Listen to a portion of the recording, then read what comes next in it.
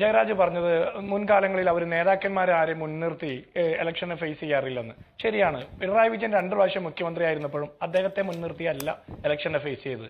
2016 VS അച്യുതാനന്ദനെ മുൻനിർത്തി election ജയിച്ചു. അച്യുതാനന്ദനെ തട്ടി ഒരു സൈഡിലാക്കിയിട്ട് മുഖ്യമന്ത്രിയായി പിണറായി വിജയൻ.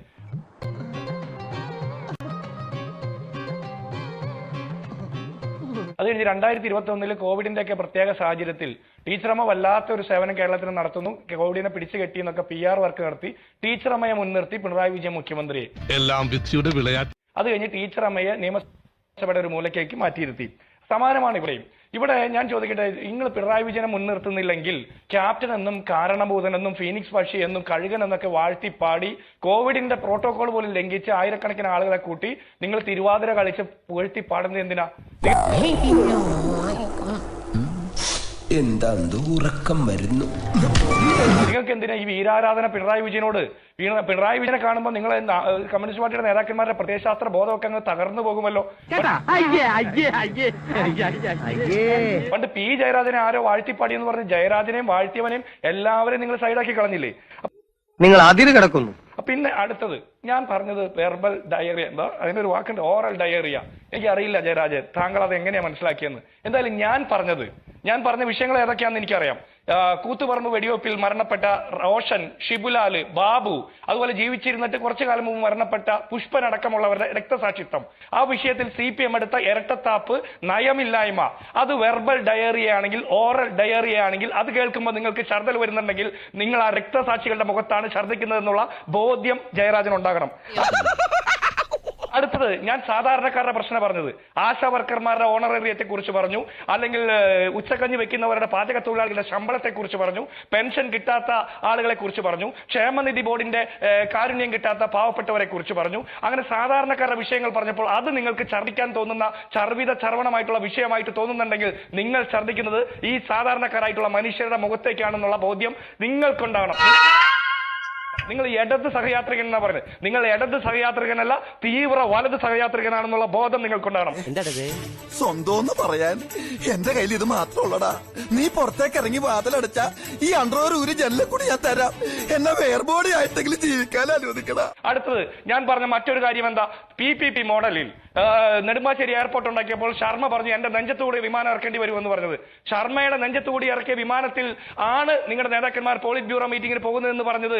അത് ഛർദ്ദിക്കാൻ തോന്നുന്ന കാര്യമാണെങ്കിൽ കേരളത്തിൽ ഞങ്ങൾ കൊണ്ടുവന്നിട്ടുള്ള വിമാനത്താവളത്തിൽ തന്നെയാണ്, അതിൽ വന്നിട്ടുള്ള വിമാനത്തിൽ കയറി തന്നെയാണ് നിങ്ങളുടെ നേതാക്കന്മാർ ഡൽഹിയിൽ പോയി മീറ്റിംഗ് കൂടി വലിയ വർത്താനം പറഞ്ഞ് തിരിച്ചു വരുന്നത്.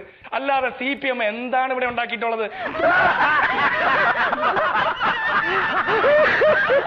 ഈ പിണറായി വിജയന്റെ രണ്ടാം പിണറായി വിജയന്റെ സർക്കാരിന്റെ കാലത്ത് നിങ്ങൾ സ്വന്തമായിട്ട് ആവിഷ്കരിച്ച് നടപ്പാക്കിയ ഒരു വികസന പദ്ധതി എന്താ? P രാജീവ് നടപ്പാക്കിയ ഒരു U-ടേൺ ഉദ്ഘാടനം, അതിന് കൊണ്ടുവന്ന അദ്ദേഹം കയർ വകുപ്പ് മന്ത്രിയാ, അദ്ദേഹം ഒരു കയറ് പോലും മേടിച്ചു കെട്ടില്ല.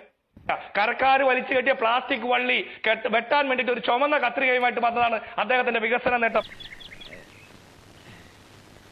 ഞാൻ അവിടെ വിടുകയാണ്.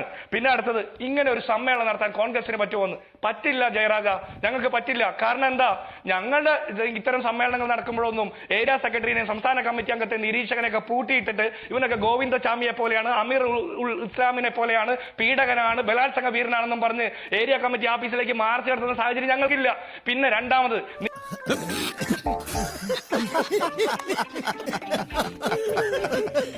നിങ്ങളുടെ സമ്മേളനത്തിൽ എതിർത്തൊരു അഭിപ്രായം പറഞ്ഞാൽ, എതിർത്ത് മത്സരിച്ചാൽ മത്സരിക്കുന്നവനെ വെട്ടിനിർത്തും. അതും കഴിഞ്ഞ അഭിപ്രായം പറഞ്ഞാൽ അവനെയൊക്കെ തല വെട്ടിക്കൊല്ലുന്ന സാഹചര്യം കേരളത്തിലില്ലേ?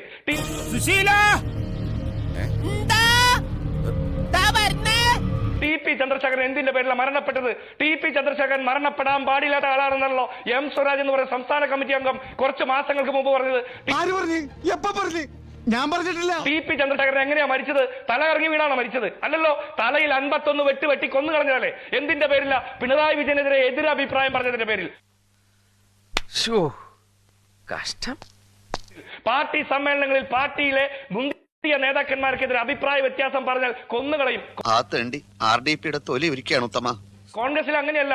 മല്ലികാർജുൻ ഖാർഗെക്കെതിരെ മത്സരിച്ച ശശി തരൂര് മല്ലികാർജുൻ ഖാർഗെയോടൊപ്പം ഇന്ന് കോൺഗ്രസിന്റെ അഖിലേന്ത്യാ കമ്മിറ്റി, ഏറ്റവും ഉന്നതമായിട്ടുള്ള കമ്മിറ്റിയിൽ, പ്രവർത്തക സമിതിയിൽ ഇരിക്കുന്നു. അത് കോൺഗ്രസിന്റെ ഉന്നതമായ ജനാധിപത്യ ബോധം. അത് നിങ്ങൾക്കില്ല.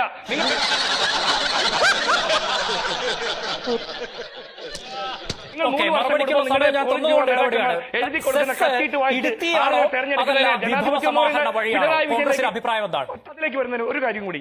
ഇവര് 1947 പ്രതിപക്ഷമായിരുന്നല്ലോ. ഇവരുടെ ഈ വരട്ട് തത്വവാദം കൊണ്ടാണ് അന്ന് പ്രതിപക്ഷത്തിരുന്ന പാർട്ടി ഇന്ന് 4 എംപിമാരിലേക്ക് ചുരുങ്ങുന്നത്. അതിൽ 3 എംപിമാർ കോൺഗ്രസിന്റെയും ഇന്ത്യ മുന്നണിയുടെയും കരുണാ കടാക്ഷം കൊണ്ട് കിട്ടിയതാണെന്ന് കൂടിയുള്ള ബോധ്യം ജയരാജൻ ഉണ്ടാകണം. എന്നിട്ട് വേണം എന്നെ ആക്ഷേപിക്കാൻ. എവിടുന്നെങ്കിലും ഒരു വാടക കൊലയാളി കിട്ടുമോ മാഷെ? അവനെ തട്ടിക്കളയേ.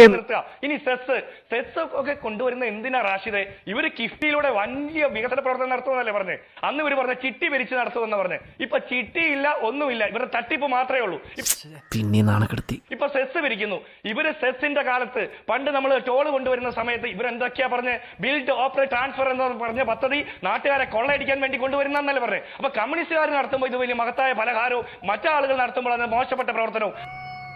അതെങ്ങനെയാ ശരിയാകുന്ന റാഷിദെ? ഇവിടെ കിഫ്ബിയിലൂടെ കൊണ്ടുവന്ന ചെമ്പൂച്ചിറ സ്കൂള്, തൃശ്ശൂർ ചെമ്പൂച്ചിറ സ്കൂളിൽ 3.25 കോടി രൂപയ്ക്ക് കിഫ്ബി പണിത സ്കൂള് പൊളിച്ചു മാറ്റേണ്ടി വന്നു.